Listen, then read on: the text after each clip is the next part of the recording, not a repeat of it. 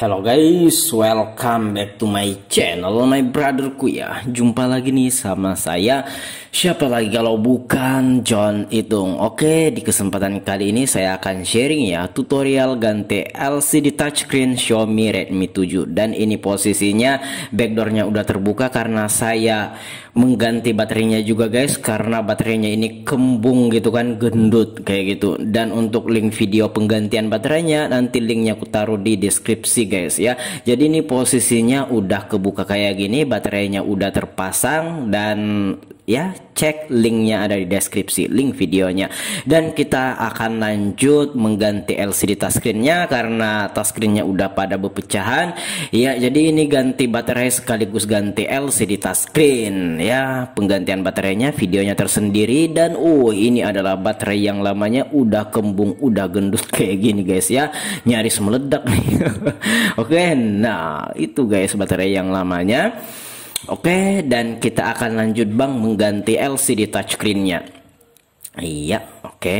Dan itu adalah baterai yang baru yang kita pasangkan, baterai yang spare part ya, yang kualitas ori, tapi bukan ori pabrik. Karena yang spare part itu ada dua macam ya, dua macam di ini ya, di toko tempat ku ngambil itu ada tiga macam. Ada yang kualitas ori, ada yang biasa, dan ada yang double power. Mana yang bagus bang ya? Saya terus mengorder yang kualitas ori ya. Jadi yang double power itu kan macam-macam tuh warnanya, ada warna oranye macam-macam kan mereknya juga. Tapi saya lebih memilih yang ini ya, yang model kayak sama gitu kan, sama baterai ori pabriknya untuk kemasannya. Namun ini yang kualitas ori, bukan ori pabrik, namun kualitasnya saja mendekati ori. Ini yang seperempat guys ya.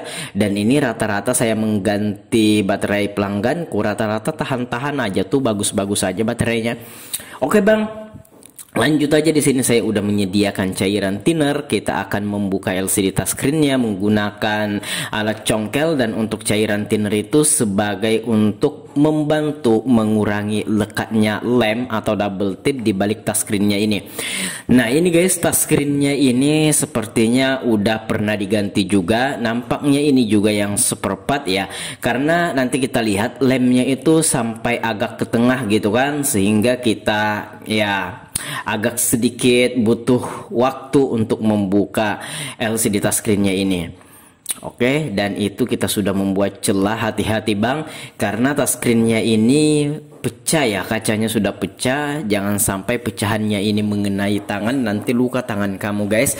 Nah kita congkel, sembari kita congkel kita kasih cairan thinner ya, untuk membantu mengurangi lekatnya lem atau double tip di balik LCD touchscreennya ini. Dan udah terengang sedikit, udah terbuka sedikit, namun perhatikan untuk bagian LCD bagian bawahnya itu kelihatan yang berwarna putih karena ada beberapa lapisan itu menempel amat sangat kuat guys ya, karena lemnya sampai mau agak ini ya, agak ke dalam gitu kan. Nah nampaknya ini juga yang seperempat yang pernah diganti juga, namun lemnya mungkin karena kebanyakan sehingga termasuk ke dalam, dan itu menempel banget guys ya untuk bagian LCD yang bagian dalam, yang lapisan paling luar di LCD-nya itu menempel banget ya, lemnya sampai ke dalam-dalam. Nah tuh, nah terus kita buka. Nah seperti itu. Jadi di sini kita tidak menggunakan blower karena ini bisa aja dibuka. Kalau susah dibuka ya dan mengharuskan blower atau pemanas ya udah kita akan gunakan. Nah berhubung ini tanpa harus dipanasi, ini bisa dibuka ya sudah. Nah oke, kita buka itu plastik penutup mesin PCB-nya itu. Kita akan melepas kabel fleksibel LCD-nya ini. Nah tuh, dan sangkut di situ. Kita buka lagi plastik penutup konektor casnya ini, sekaligus itu buzzer atau speaker suara atau speaker musik atau speaker gede. Nah beberapa biji baut kita buka dulu karena kabel fleksibelnya nggak bisa lewat tanpa membuka plastiknya ini bang. Iya, pelan-pelan aja. Oke bang, bautnya kita buka dulu aja. Oke. Oke, ada beberapa biji baut dan plastiknya kita angkat. Nah, ini nampaknya pernah dilem ya, bukan pernah dilem ya, memang sudah dilem tuh karena menempel banget tuh ya. Jadi lemnya termasuk juga tuh ke dalam. Ya, oke, kita buka dulu, hati-hati Bang.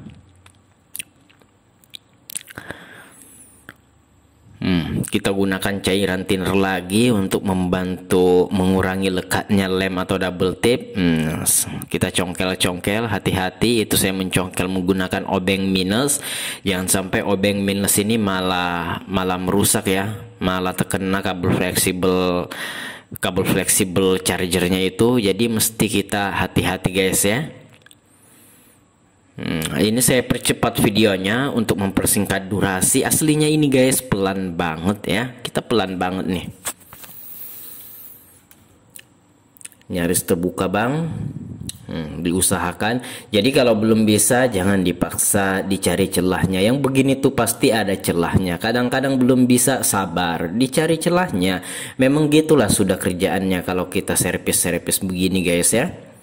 Oke, bautnya ketinggalan. Satu lagi kita buka bautnya dan oh, sudah terbuka plastik penutup konektor chargernya yang sekaligus buzzer atau speaker musiknya.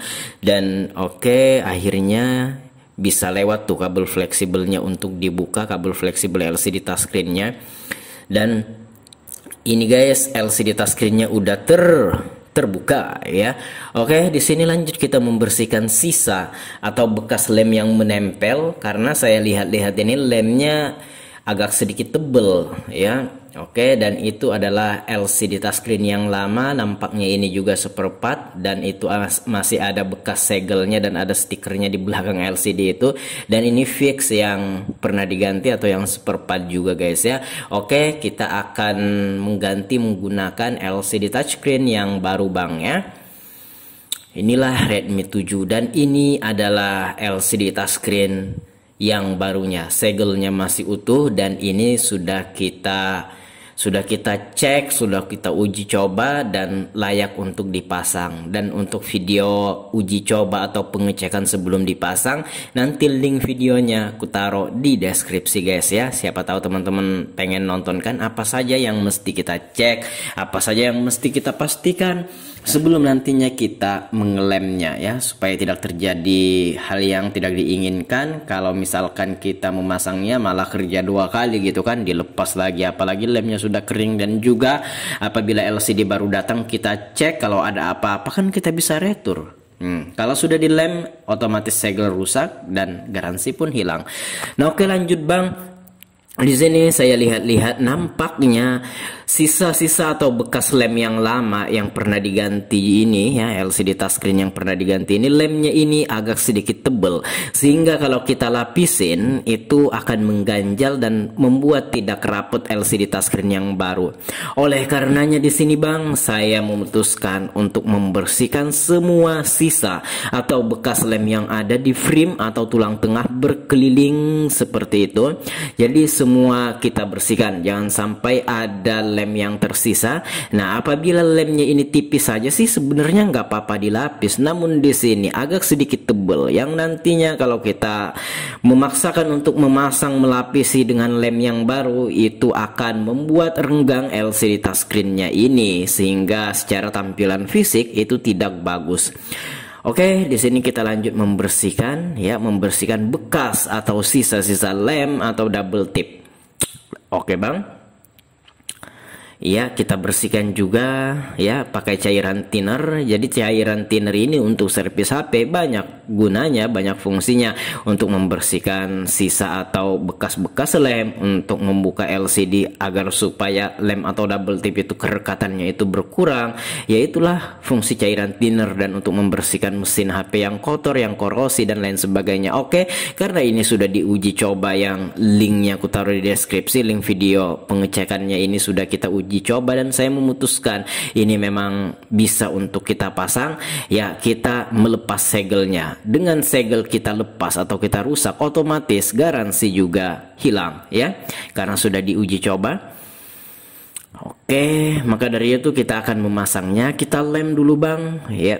Oh, masih ada stiker di belakang ini ya. Stikernya ini bisa dipasang di sanda ya, tapi saya memutuskan untuk memasangnya saja, membuka kertas di atas double tipnya ini. Saya memutuskan untuk memasang double tip bawaannya ini. Sebenarnya biar nggak dipasang sih nggak apa-apa juga. Ya, tapi ini saya pasang aja guys ya. Oke. Dan di sini kita ambil lem dulu. Oh, sebelum dilem kita tes dulu untuk posisinya. Kita lihat dulu apakah bisa presisi bang. Oh, ternyata bisa. Dari kiri ke kanan, atas bawah itu bisa presisi kita pasang. Ya sudah, di sini kita akan lem. Dan di sini saya menggunakan lem yang warna hitam Zanlida T7000 untuk merek mekanik atau Sunshine ya, bisa-bisa juga ya. Itu yang 110 mili harganya mulai dari 25.000, 30.000, 35.000, 40.000. Beda toko beda-beda harga. Di Shopee banyak, Tokopedia juga banyak ya. Dan untuk yang 50 mili setengahnya ini, kurang lebih setengahnya ini itu harganya belasan ribu ya, dari 15.000, 16.000, 17.000, 18.000, 19.000. Ada juga yang 15 mili harganya 10.000 atau bahkan di bawah 10.000 seperti 6.000, 7.000, 8.000, 9.000. Dan itu kita lihat bagian atasnya, nggak usah terlalu banyak guys ya. Untuk lemnya ini kita bubuhkan ke frame atau tulang tengahnya, kiri kanan dan bawah saja yang full, namun bagian atasnya itu nggak usah ke tengah karena di sana ada sensor dan speaker earpiece. Takutnya lem ini mengenai sensor. Kalau mengenai sensor nanti layar HP kamu mati lagi ketika nelpon, atau speaker earpiece-nya ketutup. Jadi sedikit-sedikit aja ya untuk bagian atas itu, jangan sampai ke tengah, nggak apa-apa. Ini sudah cukup untuk menempelkan LCD touchscreen ini. Oke, dan kita tempelkan. Dan perlu diingat tadi, oh itu soketnya. Kita pasang dulu kabel fleksibelnya ini ke soketnya maksudnya. Kemudian kabel fleksibel baterainya juga kita pasang. Ya, kemudian plastik penutup mesin PCB-nya ini sekaligus kaca kameranya juga kita pasang. Ya, nah tadi sebelum saya pasang LCD-nya perlu diperhatikan bahwa saringan speaker earpiece itu jangan sampai kelupaan apabila terlepas. Biasanya kalau lepas itu menempel di touchscreen yang lama ya. Ketika kita ganti LCD touchscreen, ketika kita mencopot LCD touchscreen yang lama, biasanya penyaring speaker earpiece-nya itu biasanya atau filternya itu kebawa ya. Nah, tapi ini dia tidak menempel di touchscreen-nya namun di frame atau tulang tengahnya. Jangan sampai itu terlupakan, karena kalau dipasang tanpa saringan atau filter saringan earpiece nanti ini kelihatannya jebol. Oke bang, lanjut kita di sini ya. Untuk lemnya itu agak sedikit belepotan di pinggir-pinggirnya itu, tapi nggak apa-apa, itu tinggal dielus pakai jari tangan kita, itu gampang aja guys. Oh ternyata lemnya kurang bagian bawahnya, kita tambahi kemudian kita dorong pakai jari tangan kita ya, seperti itu bang. Iya. Oke, seperti itu aja. Iya. Nah, oke, jadi lemnya ini kan belum kering, jadi yang belepotan itu tinggal kita elus pakai jari tangan kita aja, itu udah pada lepasan tuh ya.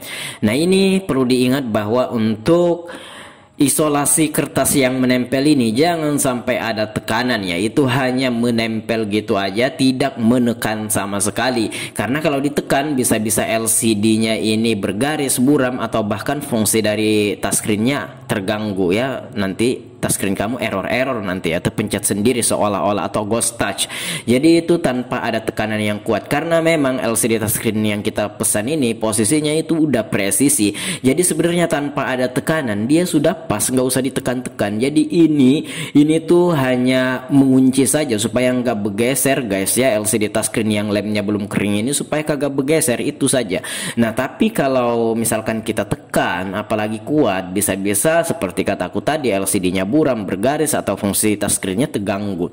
Oke, ini kita pasang dulu semua baut-bautnya. Kita pasang juga tadi plastik penutup konektor chargernya yang sekaligus buzzer atau speaker suaranya. Kemudian baut-bautnya kita pasang, dan ini udah selesai untuk pemasangan LCD-nya ini. Dan untuk pengeringannya itu sekurang-kurangnya pengeringan maksimalnya itu 1 malam atau 12 jam lamanya ya. Dan untuk pemasangan backdoornya kembali serta pengeleman backdoornya, nanti linknya ku taruh di deskripsi. Saya udah buat video tersendiri, saya pisahkan dari ini. Intinya LCD touchscreennya udah kita pasang dengan baik lah kayak gitu kan. Dan ini lem yang kita gunakan Zanlida T7000. Dan untuk pemasangan backdoor dan pengeleman backdoornya setelah keesokan harinya, setelah 1 malam setelah lemnya ini kering, cek link videonya ada di deskripsi guys ya. Karena itu perlu dibersihkan lagi karena ada bekas atau sisa-sisa lem yang lama, itu mesti dibuang semua kemudian dilem ulang. Dan di sini sudah berhasil dan saya udah mereview LCD touchscreen ini, saya menjelaskan harganya dan kualitasnya gitu kan. Nah, dan worth it untuk kita beli. Nanti untuk video reviewnya ku taruh juga linknya di deskripsi. Oke, saya John Itung, saya akhiri. See you the next video my brotherku.